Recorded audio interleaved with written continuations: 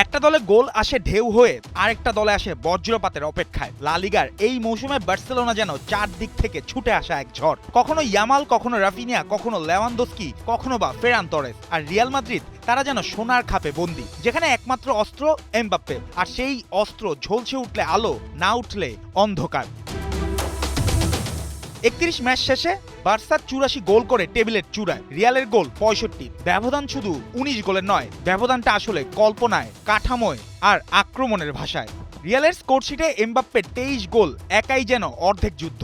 এরপর একমাত্র ২ অঙ্ক ছোঁয়া ভিনিসিয়াস জুনিয়রের ১১ গোল, এছাড়াও ভালভার্দের ৫, বেলিংহাম আর আর্দা গুলারের ৪ করে। অর্থাৎ এমবাপ্পে থেমে গেলে রিয়ালের গোল মেশিনও যেন জং ধরে যায়।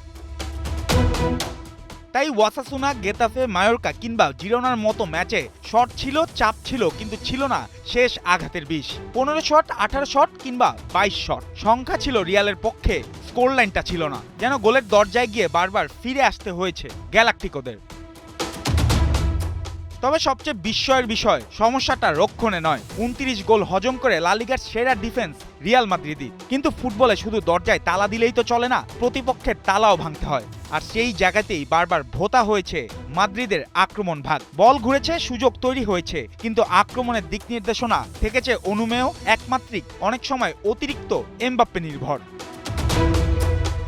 এখানেই বার্সেলোনা যেন অন্য মাত্রা। Lamine Yamal ১৫, Ferran Torres ১৪, Robert Lewandowski ১২, Raphinha ১১, Dani Olmo ৭। একজনকে থামালে আরেকজন জ্বলে ওঠে, একজনকে আটকালেই আরেক প্রান্তে খুলে যায় নতুন রাস্তা। বার্সার আক্রমণ ভাগ তাই শুধু ধারালো নয়, ধাঁধার মতো। কাকে সামলাবে প্রতিপক্ষ? চোট আঘাত অবশ্য রিয়ালের পায়ে শিকল পরিয়েছে। বেলিংহাম ছিটকে ছিলেন, রদ্রিগো ভুগেছেন, এমবাপ্পেরও ছিল শারীরিক সমস্যা। কিন্তু এত তারকা, এত গভীর স্কোয়াড নিয়েও ছোট দলগুলোর বিপক্ষে এমন অসহায়তা কেবল দুর্ভাগ্য নয়, এটা কাঠামোগত দুর্বলতারও প্রতিচ্ছবি। লা লিগার এই মৌসুমটাই এক নির্মম সত্য সামনে এনেছে।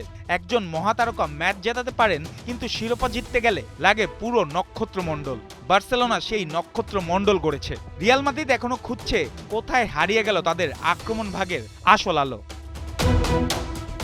জুবায়ের নূর, ৭১।